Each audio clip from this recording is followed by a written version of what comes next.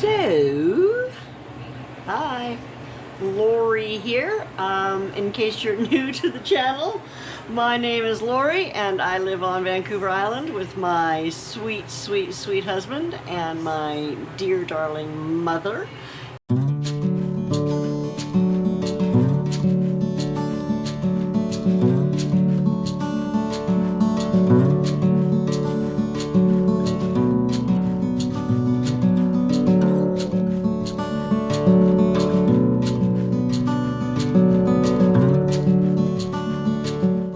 In the kitchen today, and we are making fried rice. So let me just show you what I have for ingredients, and then we'll get them going, and I'll show you a very quick and very simple fried rice recipe. So here I have my rice that I cooked up earlier. This can even be left over. It'll save in the fridge for a day or two.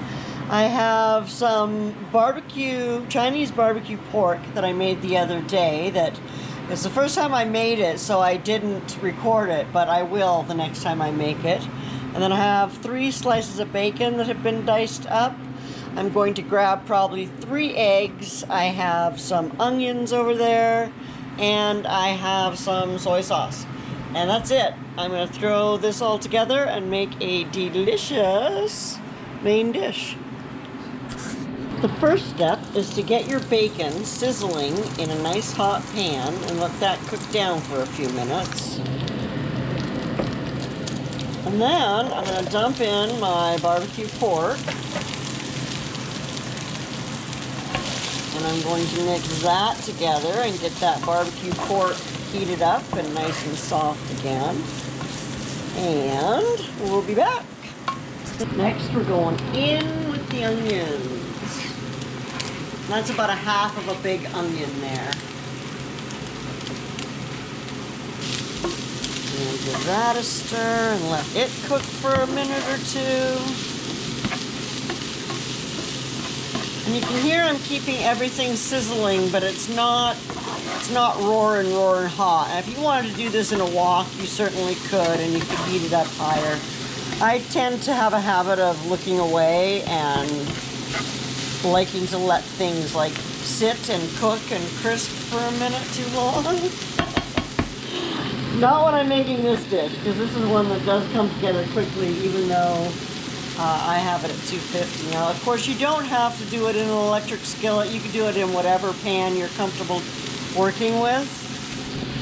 I like my electric skillet because it allows me to control the temperature a little more efficiently than my stove. And that's just from working with my stove and knowing that it's a little bit lopsided and it has some issues. So with this, I know the temperature I'm cooking at, and that really helps. Right, so that's been cooking for, I don't know, a minute or so. And I'm going to go ahead and scrape everything off to the side. And I'm going to just break a few eggs into here. 1,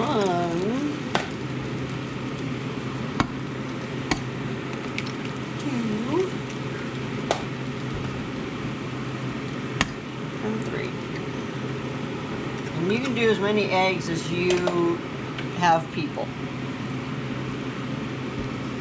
So I'm just going to kind of scrape that up a bit, or stir that up a little bit so it mixes, and then I'm just going to let it fry. The egg is all cooked, and I can break it into some good-sized chunks. And then I can mix it in with my meat a little bit. I'm just about ready to throw the rice in. Now, like I said, you can use any meat that you want. I happen to have that leftover pork. I do find that the bacon does really add a lot to it, so I like to add bacon, even if bacon is the only meat that I add sometimes. Everything is in there except for the rice. So I'm now going to add it in, and this is just some plain brown rice. And I'm going to stir it in. get it worked around. Now mine's, but you can do it with fresh. I just find it's better with, I don't know, I like it with letting my rice get cold and then bringing it in here into the frying pan at a nice sizzling hot 300 degrees. I like it to get a little bit crispy. Now here too, if you wanted to add some color, you could throw in some green onions or some chives or, you know, whatever vegetable you want. The other important ingredient in fried rice, well, and I don't know how other people make fried rice. This is basically a recipe I got out of, I think, probably a Betty Crocker cookbook years and years and years ago. I'm going to put in about a 1/4 cup-ish or so. You can adjust that to your taste.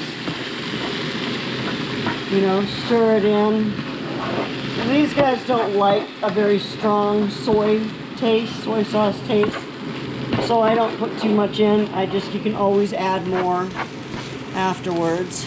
And basically that's it. I'm going to give it a little taste here and see if I think it needs any more soy sauce.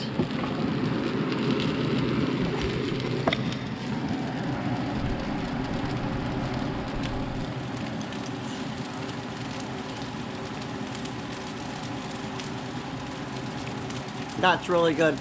All right, we're going to have some dinner. Here we go. You can taste it for the camera. You can taste it. Oh, brother. I have to taste it for the camera. Huh? I have to taste it for the camera. Why are we doing this? Why are we doing what? Tasting it for the camera?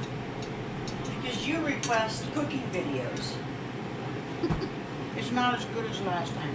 Not as good as last time? No. All right. Move along. For what it's supposed to be. It's okay, but not as good as last time. Okay.